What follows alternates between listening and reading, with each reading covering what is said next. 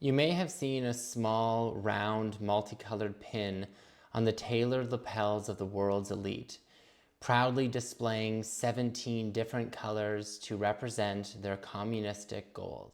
This pin is an emblem of the mega villainous conglomerate colloquially known as the United Nations. We can be. We must be the first generation To end extreme poverty. The generation most determined to fight injustice and inequalities. The generation that saves the planet from climate change. And this is how it will get done. The global goals a 15-year plan for everyone, everywhere. With no one left behind. Celebrities and elites love to publicly announce their work, cooperation, and adoration of the UN. It was during the first UN summit on the human environment that the public declaration of a global environmental diplomacy took shape. Out of the conference came 26 principles, attributed to the development of what they call the Action Plan. Sounds like something from a Marvel movie, which states the following. The Global Environmental Assessment Program, named Earthwatch, environmental management activities, and international measures to support the national and international actions of assessment and management, whatever that means.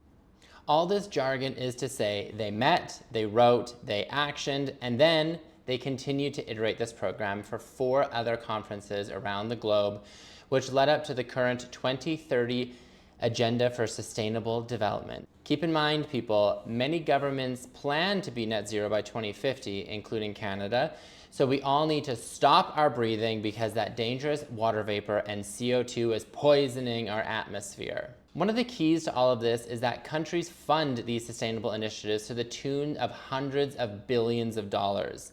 Let's use Canada as an example. To date, Canada has given the UN a minimum of $200 million in annual payments alone, just for sustainability-related programs and initiatives. However, as you dig deeper, you realize that within all these initiatives is a network of funds. These funds state a variety of intentions with their jargon, using all of the classic NGO language slop. In essence, they are created to move large amounts of money around the world. Sound familiar to any other world events? These funds include the following. The Global Environment Facility, known as GEF, the Green Climate Fund, GCF, the Least Developed Countries Fund, the Special Climate Change Fund, Adaptation Fund, the Multilateral Fund for Implementation of the Montreal Protocol, specifically, and the Global Diversity Framework Fund. The Global Environment Facility, GEF, for example, was established in 1991 through a partnership with the World Bank and 2 different programs within the United Nations, the Development Program and the Environment Program. It was then restructured following the 1994 Rio Summit with the aim to cover, quote, incremental costs to transform national projects to ones with global impacts. Again, what does that mean? However, the GEF mainly serves to fund other conventions on the environment, including this laundry list. Since 1991, the federal government of Canada has contributed a minimum of $1.5 billion to the GEF fund alone. The US federal government has contributed, meanwhile, approximately $4 billion. So why are federal governments paying for conferences to be held? In total, the Canadian government has contributed about $4.5 billion to these various funds and financial instruments under the UN umbrella since the early 1990s. Keep in mind, these are just related to environmental or sustainability and do not account for the amount contributed to other communist, UN initiatives. The US, meanwhile, has contributed a whopping $8 billion in the same time frame. In total, it is estimated that the Canadian government has contributed an additional $200 billion to the UN for other sustainable initiatives since the Stockholm Conference in 1972. But to what end? Have we stopped climate change? Have we fixed all the problems they seem to think that we have? No. Of course not, because that is not what this is all about. The real reason for all of this is the sad reality of our globalist-centered world, money laundering. Each of the funding mechanisms noted flows through a variety of monetary institutions such as the World Bank, the International Monetary Fund, the IMF, and others. So this brings us today. Following the Paris Convention in 2015, the UN gang shifted their focus and created a kumbaya-inducing list called the Sustainable Development Goals. These SDGs have now become the framework for governments across the West. You can search on any official government website to see where all of your taxes have gone, all in the name of these SDGs, because sustainability is always the answer. The 17 Sustainable Development Goals, the SDGs as they're called, that now run our lives are the following. 1, no poverty. 2, no hunger, which seems to be a duplicate of number 1, but it also seems like maybe we should not be covering all the arable land in the world with solar panels and wind farms that kill bugs, but whatever. Number 3, good health and well-being. This sounds like a live, laugh, love quote from a book. 4, quality education, but meanwhile, by whose standards? Number 5, gender equality. Gender? Pfft, how dare you, bigot. Number 6, clean water and sanitation. Okay, this one I can actually get fully behind because water is very important, but we'll get to that in other videos. 7, affordable and clean energy. You notice how they have to always supplant their language and everything? It has to be affordable and clean. Again, what does that mean? 8, decent work and economic growth. This decent work for all sounds very hammer and sickle-y to me, but maybe you think otherwise. 9, industry, innovation, and infrastructure. Alliterations will fool the masses. 10, reduced inequalities. Oh no, not the equity word. 11, sustainable cities and communities. Do not worry, I will have an entire video on LEAD, which is really the crux of number 11. 12, responsible consumption and production. Again, by whose standard of consumption? It sounds very state-sanctioned again to me. 13, climate action. How conveniently vague. 14, life below water.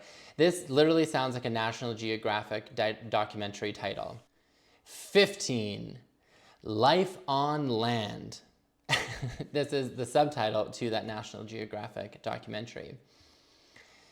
16, peace, justice, and strong institutions. Like, again, this sounds literally straight out of a comic book or Marvel movie.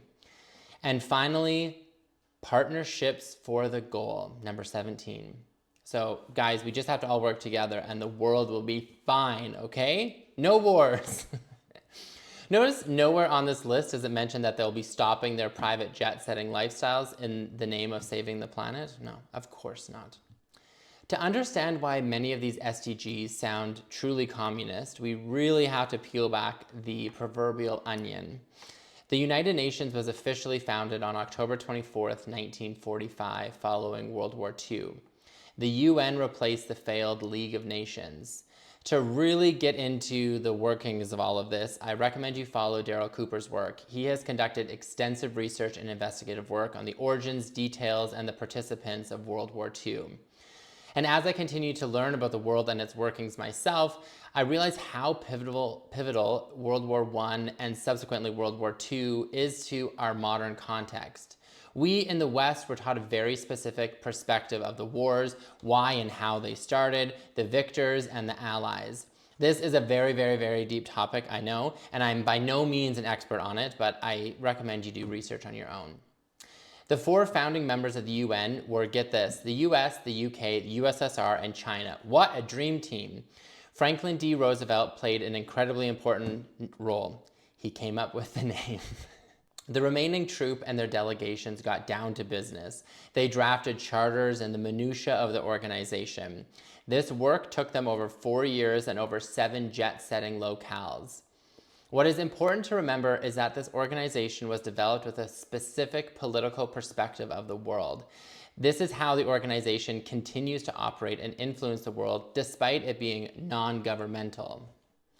The pins worn by the elites around the world signify to the world their allegiance to the cause. You can buy them for yourself, so no one ever doubts where you stand. I do wonder, though, where these pins are made. Do these fall within their responsible consumption and production goal? Probably not. From day one, the UN was about pushing the globalist agenda. But what does that mean? Where does that term come from? What is the origin? As with many things I want to discuss on this channel, the origins of all of those things are very deep and oftentimes, unfortunately, very sinister.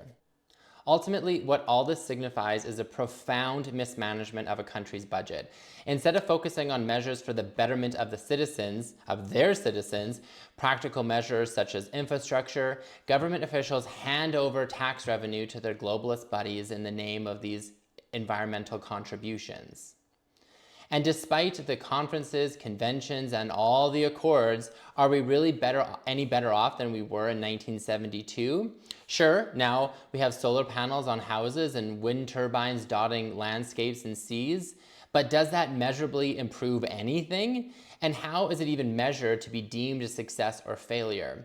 As I noted in part 1 of this series, the goalposts of sustainability always move and change, so you're never sure what is a win or not. But there does seem to be some light at the end of the tunnel.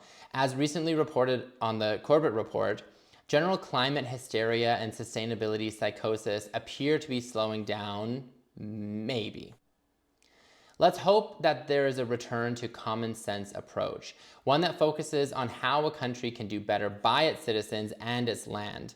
This is not to say that we do not need to appreciate and live in balance with our environment. That is precisely the point. We need to find balance and a practical middle ground without it costing us billions and billions of dollars.